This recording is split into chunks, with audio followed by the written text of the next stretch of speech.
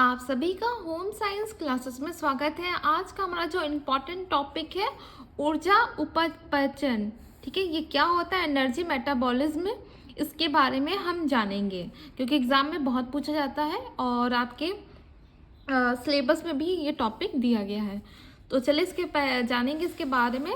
तो सबसे पहले बात करते हैं चयापचय। तो देखिए, पहले तो बात करें जो चयापचय है और उपपचयन दोनों सेम है। कभी एग्जाम में चयापचय आता है या उपपचयन, तो आप कंफ्यूज नहीं होना, दोनों का क्या नाम सेम है। ठीक है, कभी चयापचयन आ जाएगा या फिर उपपचयन। तो जानते हैं चयापचयन क्या होता है।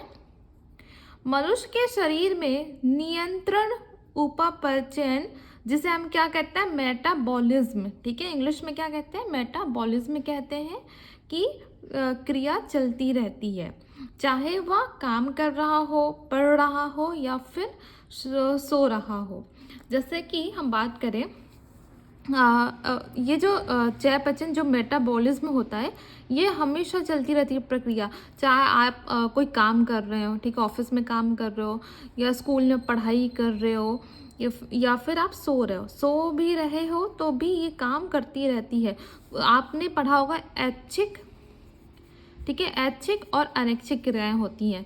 ऐच्छिक जिसमें हम अपने ऐच्छिक के अनुसार काम करते हैं, जैसे आप क्या खाना खाना, ठीक है, काम करना, सभी ऐच्छिक में होएगा। अनैच्छिक में क्या होएगा, जिसमें हमारी इच्छा, मतलब हमारे इच्छा के विरुद्ध काम होता है, जैसे कि पल के जो आना, जैसे हम सोते हैं तो और भी कुछ ऑर्गन्स जो होते हैं वो काम करते हैं, जैसे दिल का धड़कना और ग्लूकोज का स्टोर होना या फिर ब्लड के अंदर बनना और जितने भी पाचक रस है उसका निकलना।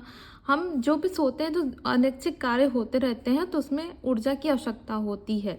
ठीक है, तो जो मेटाबॉलिज्म होता है ना, ये नियंत्रण काम करता रहता है, चाहे आप सो रहे हो या कोई काम कर रहे हो, अभी भी ये काम करता रहता है। ठीक है, तो चयापचय हमने जान लिया मेटाबॉलिज्म में क्या होता है।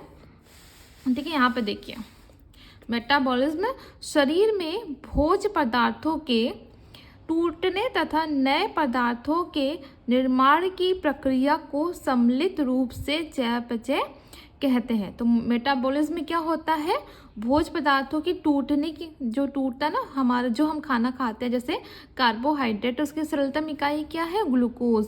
कार्बोहाइड्रेट किससे मिलता है, चावल, रोटी।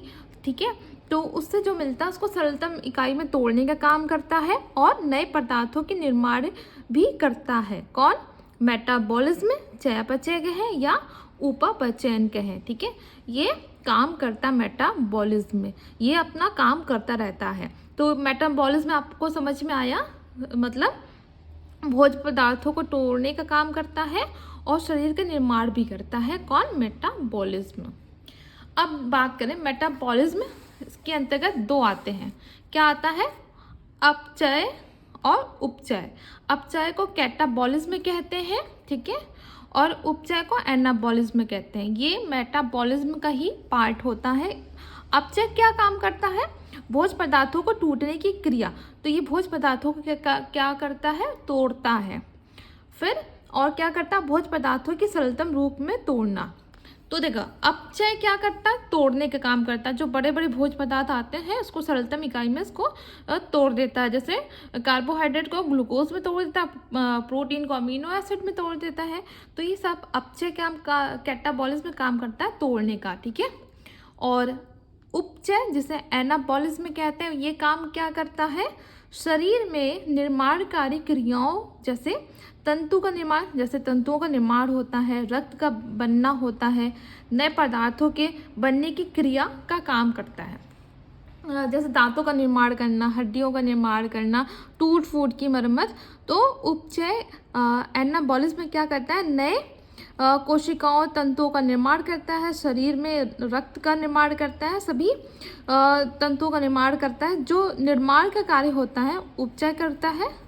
ठीक है, निर्माण का काम कौन करता है, उपचय करता है। भोज्य पदार्थों को तोड़ने की क्रिया कौन करता है, अपचय, कैटाबॉलिज्म करता है। ठीक है, तो तोड़कर फिर निर्माण का काम एनाबॉलिज्म उपचय करता है। कहीं भी कोई भी कन्फ्यूज़न हो तो आप लोग पूछ लीजिएगा, ठीक है, जो भी समझ में नहीं आ रहा है। तो अभी हमने मेटाबॉलिज्म जान लिया, ऊर्जा के बारे में हम जानेंगे, ठीक है। ऊर्जा उपचयन क्या होता है सभी के बारे में जानेंगे। अभी हमने जो इम्पॉर्टेंट पॉइंट्स है वो मैंने समझा दिया। कल के वीडियो में हम और आगे इसके बारे में बात करेंगे। यहाँ कोई भी कन्फ्यूज़न हो तो प्लीज़ आप लोग कमेंट करके बताइएगा जो समझ में नहीं आ रहा है, ठीक है। Thank you for watching.